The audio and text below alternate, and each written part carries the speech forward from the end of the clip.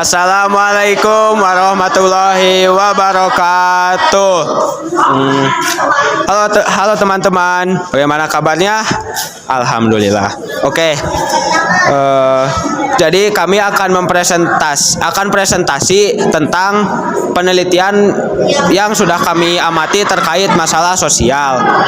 Sebelumnya saya mau nanya dulu nih, apakah kalian pernah melakukan penelitian? Ya, kalian semua pasti pernah melakukan penelitian, baik itu penelitian terhadap benda, hewan, maupun seseorang. Dan kami sudah melakukan penelitian terkait masalah sosial yang kami dapatkan sumbernya itu dari jurnal ilmiah. Sebelum memulai presentasinya, kami akan memperkenalkan diri terlebih dahulu. Perkenalkan, kami dari kelas 10-2 kelompok 1. Nama saya Septal Kautsar. Nama saya Anida. Nama saya Yulianisa. Nama saya Nadira Zahira. Nama saya Nunun. Nama saya Rifa Syarifah. Nama saya Rizky. Oke, jadi itu dia anggota kelompok 1. Oke. Nah, jadi kami itu sudah mengamati 3 jurnal, sudah kami teliti 3 jurnal itu. Ya, yang pertama ada masalah sosial terkait pembulian di kalangan remaja. Untuk lokasi atau tekanan masalahnya itu berada di sekolah. Dan setelah kami baca-baca lebih dalam, untuk dampak yang dirasakan para korban bullying itu, yang pertama ada takut dan menjauhkan diri dari lingkungan sosial. Yang kedua ada diam saja dan tidak mau melawan. Dan yang ketiga itu mereka itu terkadang membalas dengan cara membuli pelaku bullying tersebut balik. Nah, meskipun itu jarang terjadi karena para korban bullying biasanya takut. Dan masalah sosial kedua yang kami amati itu tentang kemiskinan di perkotaan. Untuk lokasi atau tekanan masalah itu jelas ada di perkotaan. Dan untuk dampak yang dirasakan para korban yang mengalami kemiskinan di perkotaan itu, yang pertama hunian yang tidak layak dan kesulitan mendapat pekerjaan. Dan masalah sosial yang kami amati yang terakhir itu tentang pergaulan bebas di kalangan remaja. Untuk lokasi atau tekanan masalahnya itu ada di sekolah dan lingkungan masyarakat. Untuk dampak yang dirasakan para remaja yang mengalami pergaulan bebas itu, yang pertama risiko kehamilan yang tidak terencana, yang kedua penyebaran penyakit seksual, dan yang ketiga penggunaan alkohol dan narkoba. Nah, dari ketiga masalah itu ada satu masalah yang kami itu amati lebih dalam lagi gitu. Nah, yaitu tentang pergaulan bebas di kalangan remaja. Untuk presentasinya akan dilanjutkan oleh teman-teman saya. Alasan pemilihan tersebut adalah penelitian ini memilih pergaulan bebas dan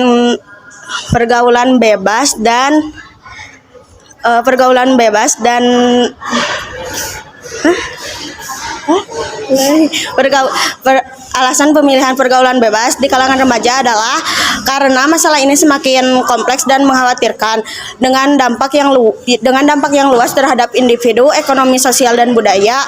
Perubahan teknologi komunikasi ini memudahkan akses remaja terhadap perilaku berisiko, sehingga perlu dipahami akar masalahnya serta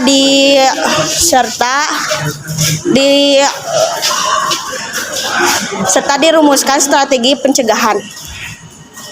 Latar belakang pemilihan masalah tersebut adalah remaja rentan terlibat dalam pergaulan bebas yang kini semakin terlihat dalam kehidupan sosial. Perilaku ini sering berkaitan dengan aktivitas seksual berisiko dan dapat memicu kehamilan tidak direncanakan serta penyakit menular. Pergaulan bebas ini dipengaruhi oleh remaja itu sendiri dan lingkungan sekitar. Lalu, apa faktor terjadinya pergaulan bebas di kalangan remaja? Salah satu faktornya itu adalah seperti di lingkungan sosial, yang dimana itu seperti di sekolah, komunitas, dan media sosial.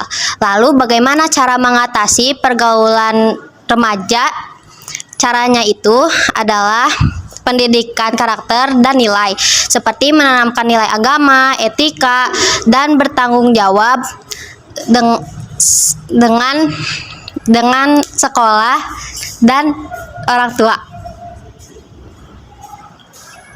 Nah, jadi presentasi kami tentang pergaulan bebas di kalangan remaja. Dan untuk refleksinya, saya serahkan kembali kepada teman saya. Nomor 1, apa kesulitan utama yang kelompok kalian temui dalam menyusun rencana penelitian ini? Kesulitan utama yang kelompok kami temui adalah menentukan fokus masalah yang tepat dari beberapa sumber masalah yang muncul serta mencari informasi yang valid untuk dijadikan dasar penyusun latar belakang dan rumusan masalah. Refleksi selanjutnya yaitu bagaimana pembagian tugas di kelompok kalian agar semua anggota dapat berkontribusi dengan baik. Jadi, pembagian tugas di kelompok kami agar dapat berkontribusi dengan baik yaitu dengan membagi bagian dalam mencatat hasil penelitian kepada setiap anggota. Contohnya seperti ada yang menuliskan data, ada yang menulis latar belakang, ada yang menuliskan rumus masalah, ada juga yang mencari jurnal untuk selidiki. Dengan demikian, semua anggota dapat memberikan pendapatnya masing-masing sehingga dapat ikut terlibat dalam pengerjaan tugas kelompok.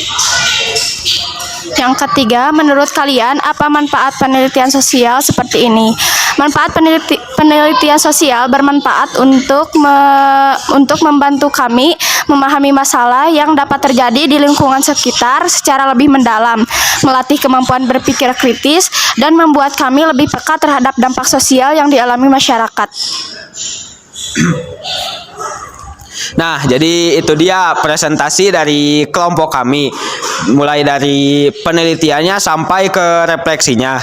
Jadi mungkin cuma sekian yang bisa kami presentasikan. Mohon maaf apabila banyak kesalahan dan ada kata-kata yang menyinggung kalian. Saya minta maaf dan terima kasih telah menyaksikan. Wassalamualaikum warahmatullahi wabarakatuh.